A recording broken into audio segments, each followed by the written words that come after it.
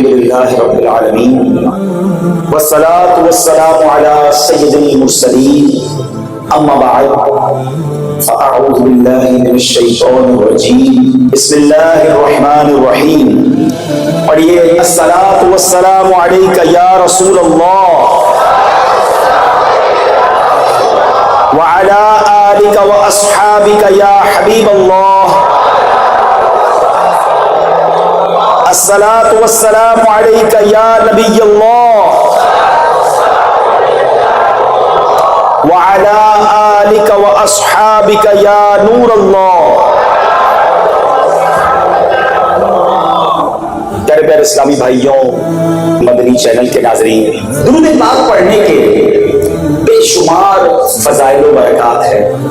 کعبے کے بدر الدجا، طیبہ کے شمس الضحیٰ صلی اللہ تعالی علیہ وسلم کی ذات وہ ہے کہ درود پڑھتے جائیں اور اپنی جھولیوں کو رحمتوں سے بھرتے جائیں. میرے آقا صلی اللہ علیہ وسلم فرماتے جس کا مضمون ہے کہ جو جمعہ کے دن 200 بار درود پاک پڑھے اس کے 200 برس کے گناہ معاف کر دیے جائیں. اللہ، بڑا ہی مبارک مہینہ ہمارے درمیان ہے، اور اس مہینے کی تو کیا بات ہے. میرے آقا مدینے والے مصطفیٰ صلی اللہ تعالی علیہ وسلم فرماتے ہیں جس کا مضمون ہے کہ رجب اللہ کا مہینہ ہے، شعبان میرا مہینہ ہے، شعبان و شہری، اور رمضان میری امت کا مہینہ ہے.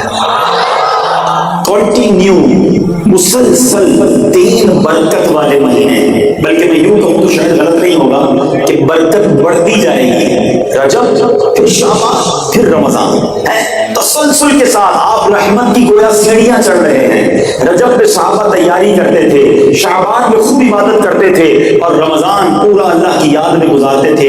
پریپریشن شروع ہو جاتی تھی کہ خوب عبادت کرنی ہے، سارے روزے رکھنے ہیں، ساری تراویح پڑھنی ہے.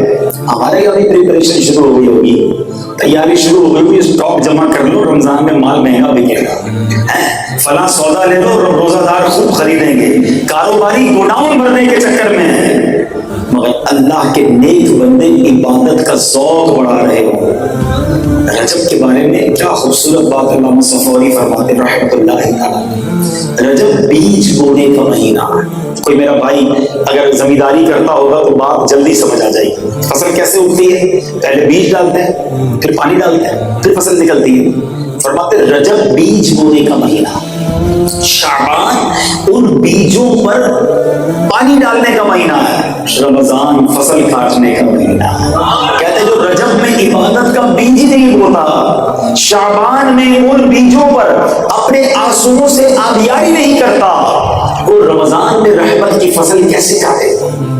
یعنی اس کا مطلب یہ ہوا کہ ابھی سے عبادت کا ذوق بڑھانا ہے، شوق بڑھانا. اس مہینے میں کیسی کیسی شخصیات کی یاد ہے. نبی پاک صلی اللہ علیہ وسلم کو وہ مقام اللہ نے دیا. معراج کا معجزہ جو ہے نا، اس کو سمجھنا بہت ضروری ہے. ہاں، ذرا غور سے سنیے گا. نبی پاک علیہ الصلوۃ والسلام کو اللہ کریم نے کتنے معجزے عطا کیے، پہلے یہ سمجھنا ہے. ٹھیک ہے، علماء فرماتے ہیں کہ اللہ نے اپنے ہر نبی کو معجزات دیے، اور جیسا دور تھا ویسے معجزات دیے. ہاں، کیونکہ اس قوم کو منوانا ہوتا تھا نا کہ میں اللہ کا نبی ہوں اور اللہ کی طرف آ جاؤ. اب مثال کے طور پہ حضرت موسیٰ علیہ السلام، آپ کا دور تھا جادوگروں کا دور، میجیشینز، ان کو اپنے جادو میں بڑا ناز تھا. اللہ کریم نے آپ کو کون سا معجزہ عطا کیا کہ وہ آپ رسیاں پھینکتے تھے سانپ بن جاتی تھی. آپ کو عصا کا معجزہ دیا، آپ عصا پھینکتے تھے وہ اژدہا بن جاتا تھا. لوگ حیران ہوتے. ید بیضا کا معجزہ دیا گیا.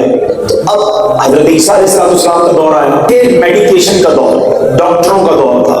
بڑے بڑے علاج دریافت ہو رہے تھے. ڈاکٹر جو علاج کرتا تھا لوگ اس کو بہت بڑا مانتے تھے. تو اللہ کریم نے حضرت عیسیٰ علیہ السلام کو معجزہ دیا کہ آپ کوڑ کے مریض کو دم کرتے تھے وہ ٹھیک ہو جاتا تھا. اچھا، اس زمانے میں کوڑ کا علاج دریافت نہیں ہوا تھا. اچھا، مادر زاد اندھا، بائی برتھ بلائنڈ، پیدائشی آنکھیں نہیں ہوتی تھی جس کی، آپ اس کی آنکھوں پر دم کرتے تھے، اللہ اسے آنکھ دے دیتا تھا. اچھا، ان لوگوں نے کہا علاج تو آپ بھی کرتے ہیں، علاج تو ہم بھی کرتے ہیں، آپ الگ علاج کرتے ہیں، ہم الگ چیزوں کا علاج کرتے ہیں، ہم آپ کو اللہ کا نبی جب مانے جب آپ مردہ زندہ کر دیں، مردے کو کوئی زندہ نہیں کرتا۔ حضرت عیسیٰ علیہ السلام نے مردوں کو زندہ کرنا شروع کر دیا۔ آپ کہتے تھے کہ اٹھ جا اللہ کے حکم سے، تو وہ اٹھ جاتا تھا۔ اب لوگ ماننے لگ گئے۔ جیسا دور حضرت صالح علیہ السلام کا دور آیا، اب اس زمانے کے لوگ جو تھے پتھر ان کے ہاتھوں میں موم تھا، وہ بڑے بڑے پہاڑوں میں گھر بنا لیتے تھے، اتنا کمال ملا تھا ان کو۔ اچھا ان کو یہ پتا تھا پتھر میں گھر بن سکتا ہے، پتھر اولاد نہیں دیتا، بچہ کہاں سے دے گا، پہاڑ کا بچہ کیسے ہوگا؟ حضرت صالح علیہ السلام نے کہا اللہ کی طرف آؤ، کہا اللہ کا نبی جب مانے جب پہاڑ سے اونٹنی نکال کر بتائے، اچھا اونٹنی بھی زندہ ہو، سلامت ہو، اور اونٹنی بھی بچہ دے، گھابر اونٹنی ہو، شرائط تو دیکھو ان کی۔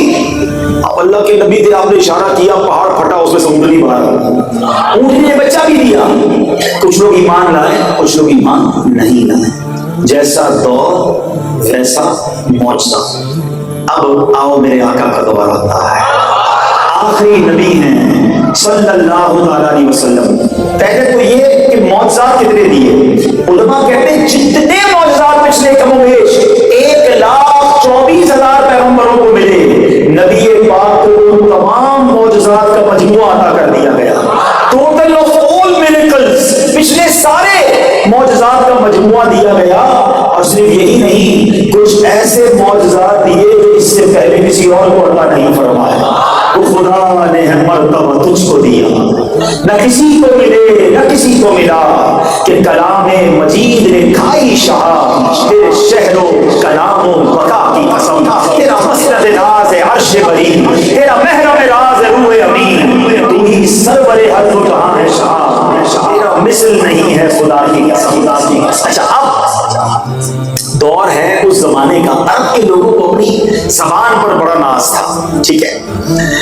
تو وہ اپنی زبان پر کیسا ناز کرتے تھے، میں پہلے ایک بات سے آپ کو جلدی سمجھا دیتا ہوں۔ عرب کے لوگ جو رہنے والے کیا کہلاتے ہیں ذرا بتائیے؟ عربی کیا کہلاتے ہیں؟ جو عربی نہیں ہے ہم جیسے لوگ، وہ کیا کہلاتے ہیں؟ عجمی۔ کیا کہلاتے ہیں؟ آپ کو پتہ ہے عجمی کس کو کہتے ہیں؟ عجمی کے معنی ہے گونگا۔ ہم تو بڑے شوق سے کہتے ہیں نا عجمی، معنی ہی نہیں پتا، چلو پتہ چل گیا۔ یعنی عرب کے لوگوں کا ماننا یہ ہے کہ صرف عربی ہی کو زبان آتی ہے، باقی ساری دنیا گونگی ہے، ایک کو تو بولنا ہی نہیں آتا۔ یہ ہمیں عجمی اس لیے کہا جاتا ہے، ٹھیک ہے؟ اب اس زمانے میں کیا تھا کہ عرب کے لوگوں کو اپنی زبان پر بڑا ناز تھا، اور وہ زبان سے بھی مقابلہ کرتے تھے، تلوار سے بھی مقابلہ چلتا تھا، اور اشعار کے ذریعے، تحریروں کے ذریعے مقابلہ چلتا تھا۔ کعبہ مشرفہ جو ہے نا، یہ ایگزیبیشن سینٹر بنا ہوا تھا، ہر عرب کا بڑا شاعر آتا اور اپنا کلام لگا کے چلا جاتا، لوگ دیکھتے، سب سے اچھا کلام رہنے دیتے، باقی اپنا کلام اتار لیتے، گویا وہ نمبر 1 آ گیا، اپنا جو کمپٹیشن ہے جیت جاتا تھا۔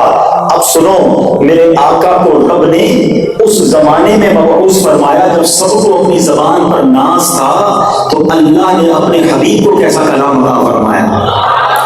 نبی پاک نے سورہ کوثر کعبے کی دیوار پر لگا دی۔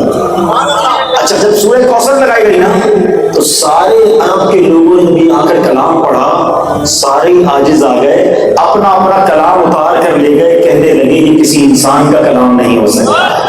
اور جب آقا گفتگو کرتے تھے نا، تو سارے لوگ اس طرح حیران ہو جاتے تھے کہ اللہ نے اپنے حبیب کو ایسے بلاغت والے، فصاحت والے حسین جملے عطا فرمائے تھے۔ پوچھو بریلی کے تاجدار سے کہ نبی پاک کی گفتگو کیسی ہوتی تھی، وہ کہتے ہیں آقا میں نثار تیرے کلام پر، میں نثار تیرے کلام پر، میری یوں تو کس کو زبان نہیں، حضور زبان والے تو بڑے آئے، میں نثار تیرے کلام پر، میری یوں تو کس کو زبان نہیں، وہ سخن ہے جس میں سخن نہ ہو، وہ بیان ہے جس کا بیان نہیں، تیرے آگے یوں ہیں دبے لچے، فصحاء عرب کے بڑے بڑے فصیح و بلیغ لوگ سامنے بیٹھتے تھے، مگر جب آ کر گفتگو کرتے تھے تو کیا ہوتا تھا، تیرے آگے یوں ہیں دبے لچے، فصحاء عرب کے بڑے کوئی جانے منہ میں زبان نہیں بلکہ جسم میں جان نہیں۔ نبی پاک کو اللہ نے ایسا کلام عطا فرمایا۔